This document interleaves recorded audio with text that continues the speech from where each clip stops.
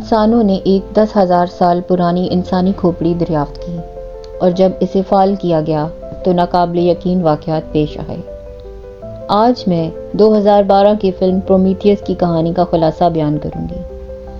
بہت زمانہ پہلے جب زمین ایک ویران اور بے آب و گیا جگہ تھی، ایک خلائی جہاز آسمان سے اترا۔ ایک قد آور غیر زمینی مخلوق باہر نکلی، اپنے چہرے سے نقاب ہٹایا اور سنجیدگی سے ایک دھات کا ڈبہ کھولا۔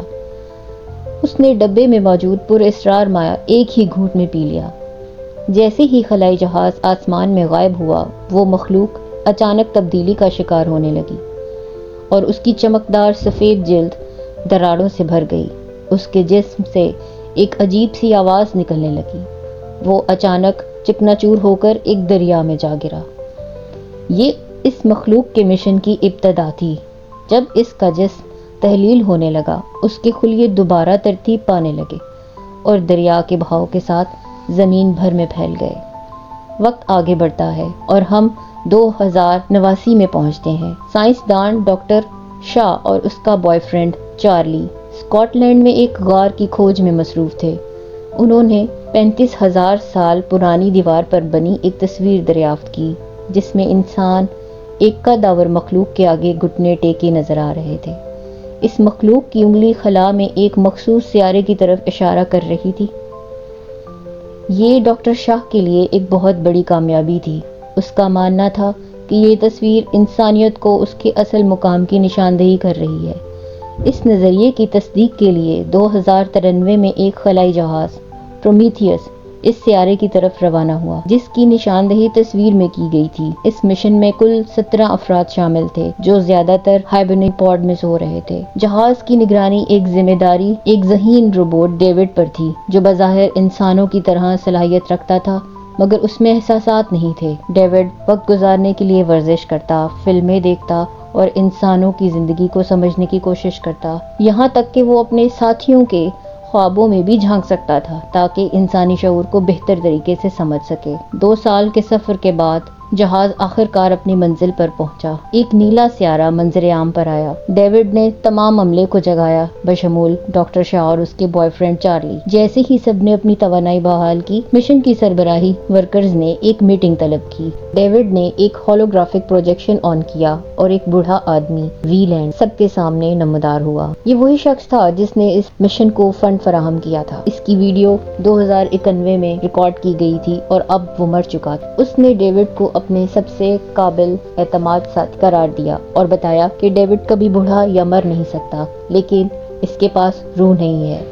یہ سن کر ڈیوڈ کے چہرے پر ایک غیر محسوس سی تبدیلی آئی جیسے وہ اپنے وجود پر سوال اٹھا رہا۔ وی لینڈ نے وضاحت کی اس کی زندگی 3 بڑے سوالات کے گرد گھومتی رہی۔ انسان کہاں سے آیا، انسانیت کا مقصد کیا ہے اور موت کے بعد کیا ہوتا ہے۔ ڈاکٹر شاہ اور چارلی کا ماننا تھا کہ ان کی دریافت کردہ شواہد ان سوالوں کا جواب دے سکتے ہیں، اسی لیے پرومیتھیس مشن کو فنڈز فراہم کیے گئے۔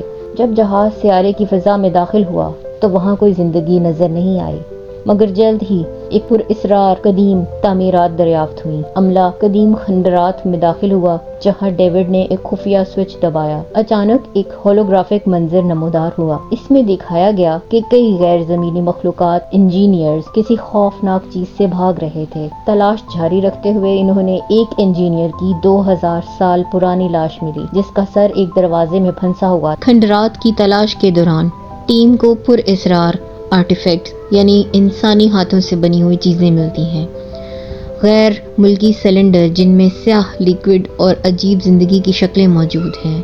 جیسے ہی وہ ان اشیاء کو دریافت کرتے ہیں، فضا میں ایک ڈارک انرجی محسوس کرتے ہیں جو ان کے اندازوں سے کہیں زیادہ خطرناک ثابت ہوتی ہے۔ ڈیوڈ جو ہمیشہ تجسس میں مبتلا رہتا تھا، ان سلنڈر میں سے ایک کو اٹھا لیتا ہے اور خفیہ طور پر ایک تجربہ شروع کرتا ہے بغیر یہ جانے کہ اس کے اس عمل سے خوفناک نتائج کا سلسلہ شروع ہونے والا ہے۔ ٹیم کو بلیک لیکوڈ سے نکلنے والی مہلک مخلوقات کا سامنا کرنا پڑتا ہے۔ ہولناک تبدیلی کا عمل شروع ہوتا ہے۔ کیڑے اور دیگر مخلوقات انسانوں کے جسموں میں سرایت کر کے انہیں مانسٹرز کے لیے برتن بنا دیتی ہیں۔ اس افراتفری کے درمیان ڈاکٹر شاہ ایک حیران کن دریافت کرتی ہے۔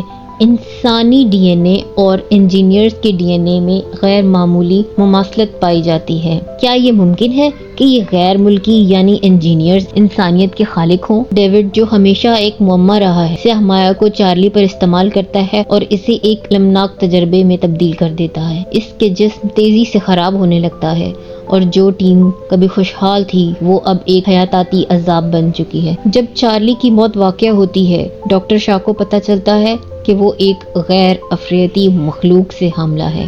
ایک جنونی عمل میں وہ خود پر اسقاط حمل کرتی ہے اور ایک سکوڈ نما مخلوق کو جنم دیتی ہے۔ دہشت کا یہ سلسلہ ابھی شروع ہوا ہے۔ آخری زندہ بچ جانے والے انجینئر کے ساتھ مقابلے میں ڈیوڈ ایک خوفناک حقیقت کو بے نقاب کرتا ہے۔ انجینئرز نے سیاہ مایہ کو انسانیت کو تباہ کرنے کے لیے استعمال کرنے کا منصوبہ بنایا ہوا تھا۔ ان کی تخلیق کبھی محفوظ رکھنے کے لیے نہیں تھی، بلکہ اسے ہمیشہ کے لیے مٹانا مقصود تھا۔ پرومیتھیس کے عملے نے انجینئر کے منصوبے کو روکنے کے لیے ایک مایوس کن جنگ لڑی۔ خطرات بہت زیادہ ہیں، زمین کا مستقبل خطرے میں ہے، اور جب مقابلہ شدت اختیار کرتا ہے تو ایک دھماکہ خیز معرکہ شروع ہو جاتا ہے۔ ڈاکٹر شاہ، جو اب آخری زندہ بچ جانے والی انسان ہے، ایک فیصلہ کرتی ہیں۔ وہ زمین واپس جانے کی بجائے انجینئرز کے ہوم پلانٹ کی طرف جانے کا ارادہ کرتی ہے تاکہ انسانیت کے وجود کے بارے میں سوالات کے جوابات تلاش کر سکے۔ اور جب فلم ختم ہوتی ہے، ڈاکٹر شاہ کا سفر ابھی شروع ہوتا ہے۔ ایک نیا پراسرار راز ابھرتا ہے، ایک مخلوق جو انجینئرز کی چھاتی سے پیدا ہوتی ہے۔ اس میں ایک مشکوک حرکت ہوتی ہے، جس کا مطلب یہ ہوتا ہے کہ یہ کہانی ابھی ختم نہیں ہوئی بلکہ اس کا آغاز ہو چکا ہے۔ پرومیتھیس ایک پیچیدہ اور گہری فلم ہے جو انسانوں کی تخلیق اور ان کی اصل حقیقت اور کائنات میں انسانیت کے مقام کے بارے میں سوال اٹھاتی ہے۔